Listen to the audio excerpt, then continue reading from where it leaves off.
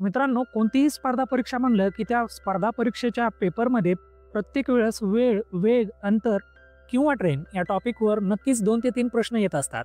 त्यामुळे प्रत्येक स्पर्धा परीक्षेच्या दृष्टिकोनातून हा टॉपिक अत्यंत महत्त्वाचा ठरतो.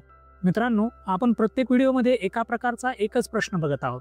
त्यामुळे व्हिडिओ खूप कमी वेळेचा असणार आहे आणि म्हणूनच व्हिडिओला स्किप न करता शेवटपर्यंत नक्की बघा.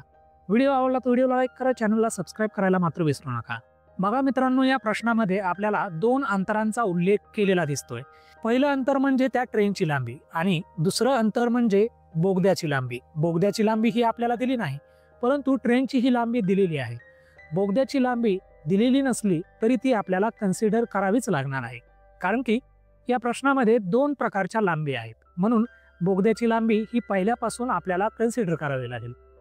म्हणून बघा, दिलेली माहिती अशी की लांबी बरोबर 180 मीटर आणि जी बोगद्याची लांबी आपल्याला माहित नाही ती कन्सिडर करायची आहे. म्हणून अधिक मध्ये x. बोगद्याची लांबी आपण x कन्सिडर केली. आता वेग आपल्याला दिलेला आहे. वेग हा 54 किलोमीटर प्रति तासामध्ये दिलेला आहे. म्हणून 54ला आपल्याला मीटर पर सेकंद मध्ये कन्वर्ट करायचं आहे. म्हणून 54 गुणिले 5/18 बरोबर 15 मीटर प्रति सेकंद इतका वेग आला. त्यानंतर आपल्याला वेळ ही दिलेला आहे. वेळ आहे 22 सेकंद आणि आपल्याला बोगद्याची लांबी काढायला सांगितलं आहे. म्हणून बोगद्याची लांबी बरोबर प्रश्नचिन्ह.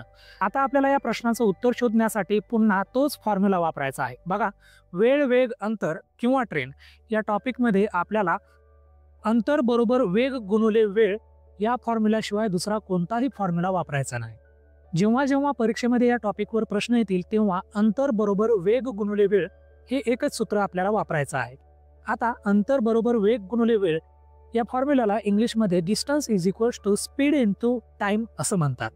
आता आपल्याकडे ज्या ज्या व्हॅल्यू आहेत, बघा, आपल्याकडे आहे लांबी, दुसरी गोष्ट आहे वेग आणि तिसरी गोष्ट आहे वेळ. तर त्या व्हॅल्यू जशाला तशा या फॉर्म्युल्यामध्ये ठेवून घ्यायच्या आहेत. आपल्याला अंतर दिलं आहे 180 प्लस x बरोबर वेग हा 15 मीटर प्रति सेकंद इतका दिलेला आहे. म्हणून 15 घेतलं, गुणाकारात 22 सेकंद आपल्याला हा वेळ दिला होता. म्हणून आपल्याला इक्वेशन किंवा समीकरण भेटलं 180 अधिक x बरोबर 15 गुणिले 22. आता 15 आणि 22चा गुणाकार हा 330 होतो. म्हणून पुढचं इक्वेशन भेटलं 180 अधिक x बरोबर 330. आता बेरजेतलं 180 330च्या साईडला येणार, म्हणून ते वजा होणार. म्हणून x बरोबर 330 वजा 180 हे इक्वेशन भेटलं. आता 330 मधून 180 वजा करायचे, म्हणून x बरोबर 150 इतकं भेटलं. आता x बरोबर 150चं युनिट काय आहे बघा, आपण किलोमीटरचं मीटर प्रति सेकंदामध्ये कन्वर्जन करून घेतलं होतं.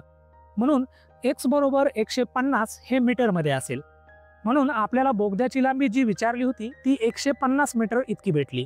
म्हणून या प्रश्नाचं शेवटचं उत्तर आहे की त्या बोगद्याची लांबी ही 150 मीटर इतकी असेल.